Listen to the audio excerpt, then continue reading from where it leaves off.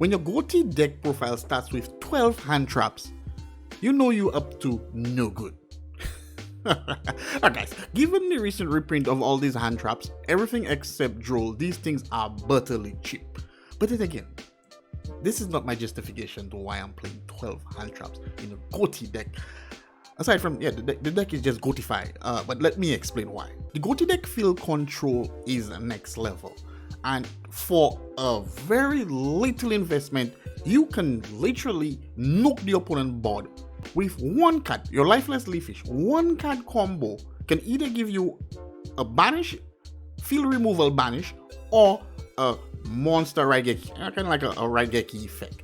So this is like one of the reasons I'm playing so many hand traps in this deck, because you can basically have 1 to 2 card combos and beat up your hand with hand traps. Lifeless Leafish plus Ready Fusion is straight up crazy. These 2 cards, like I said, the deck essentially plays 1 card combo or 2 card combos. If you were to play activate or play the 2 card combos, you essentially have a card removal or somewhat of a Raigeki with your big wheel and a field removal. You are gonna banish the entire field with our bad boy.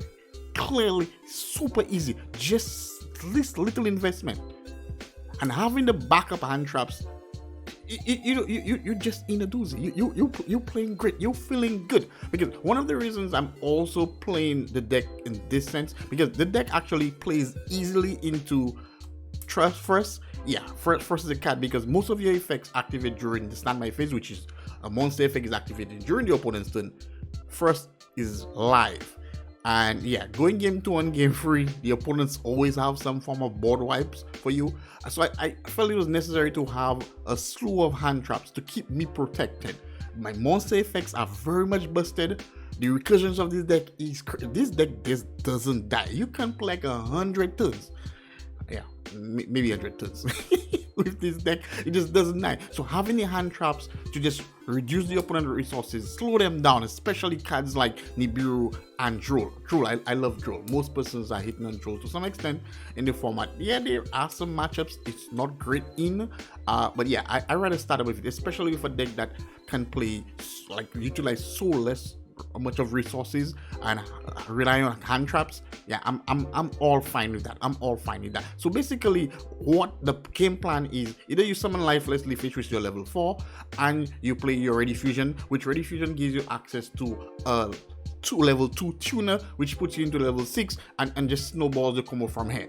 Or even if I do not open Lifeless Leafish or level 4, because this is the premise, I'm going either Lifeless Leafish or level 4 to go into my level 2 tuners, or if I open the 5, I'm playing 6 level 2 tuners, so the Ready Fusion and Instant Fusion gives me to Fusion level 4 fish monster, which basically allows me to go to my Ariopos, which is just the same game plan. So basically these 2 cards are your combo starters.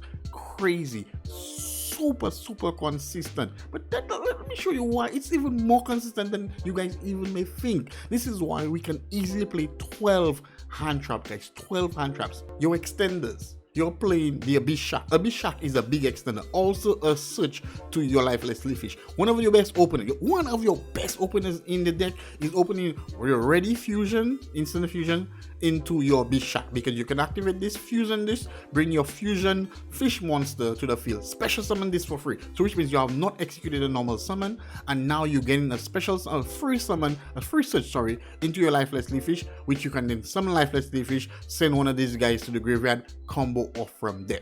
I love this play. This is one of my favorite plays with this deck. Next we have the I'm playing the Ezip. Ezip has come in clutch so many times. When a card gets banished, it can special summon itself, because there are times your opponent will interact with you. They will try and get the level 4 of the field as soon as possible, some form of interaction. But the fact that you can just simply banish over the card, special summon this card for free, quite nice. It also has another effect, but in this build I don't play any of the Ghoti traps, so yeah, we won't be maximizing on the second effect. Silent Angler also is a nice search you get from the Beast Shark. This is also a free special summon from your hand. Doesn't even start a chain. Like I said, more level 4 guys into our level 2 tuners to get us into Arena Post, our level 6 synchro. All these plays, like I said guys, consistency. Seeing any of these cards in your hand, you are feeling good.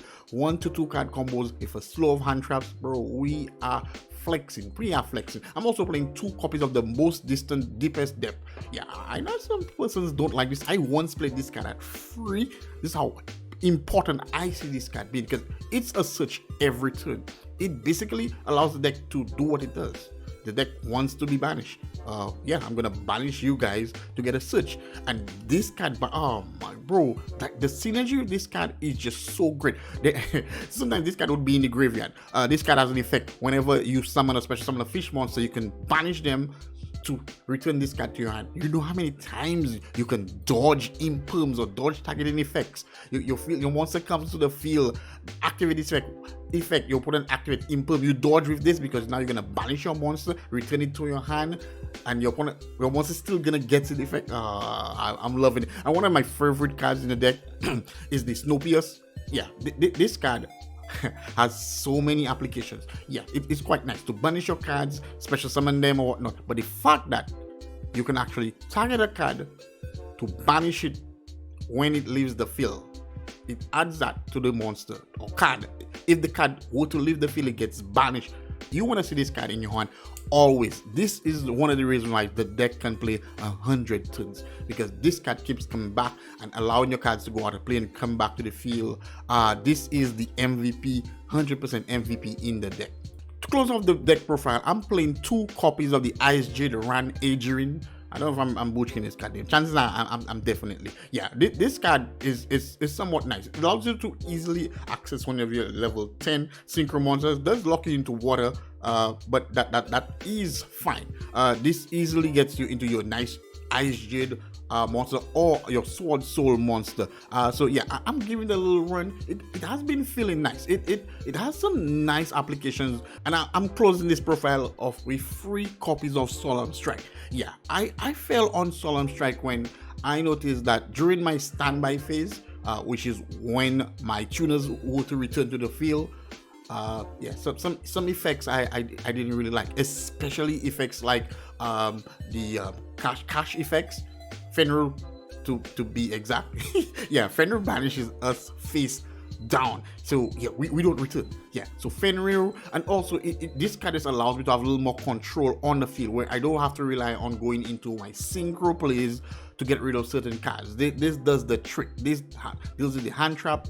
And this allows me to keep hand traps in mind a little longer. It really gives the control that the deck needs. I really love this card. It's a really good addition in the deck, and it's the chip. The entire deck is the chip. Super the chip. For the extra deck, definitely I'm playing 1 copy of Yugioh the Deep Beyond.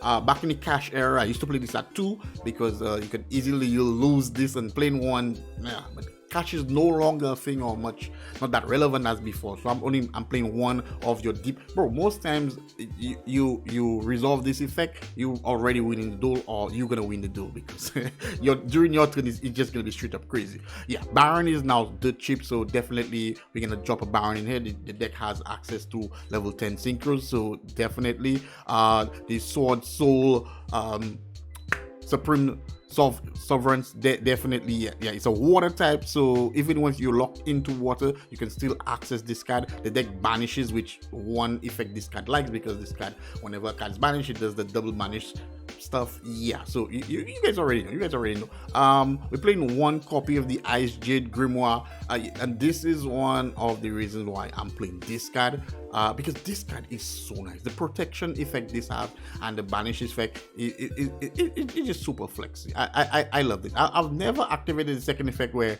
it can special summon itself, unfortunately, but it will come one day. It will come one day. White Aura Will. This is your Raigeki. destroys all monster in attack mode when this card is synchro summoned, and also can special summon itself if it's destroyed by banishing cards, like which is what we want. I really love this card. Playing 1 copy of this card, 2 copies of Ascan. Ascan is your second MVP. This card is just super spicy. I really love the effect it has when it banish. It can banish a card to special summon itself. This is super spicy, super spicy. 1 copy of the Reason, Dragon Reason. Yeah, it's a water deck that can synchro level 8. If you have a water type in the graveyard, you can negate a magic and trap. Why not? Why not? Protection in itself.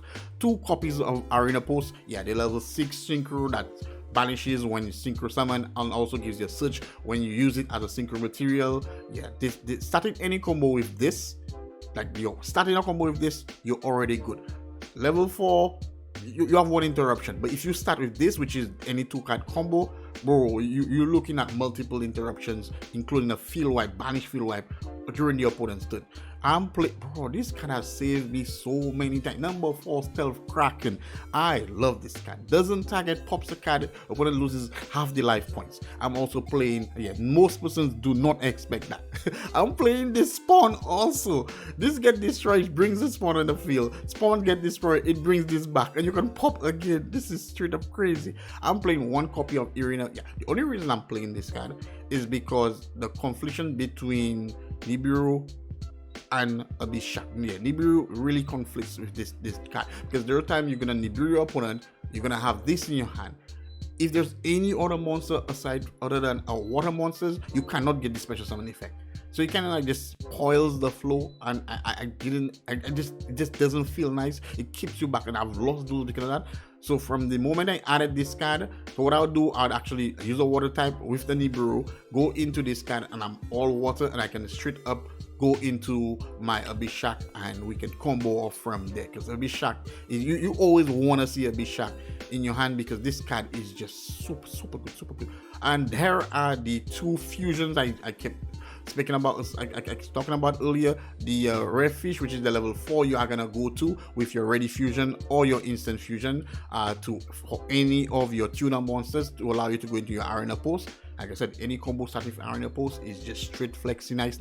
And here's the level 2, tuner. In the event you open the level 4, you go into the level 2 tuner. Like, one of the nicest is you activate the lifeless leaf fish into this.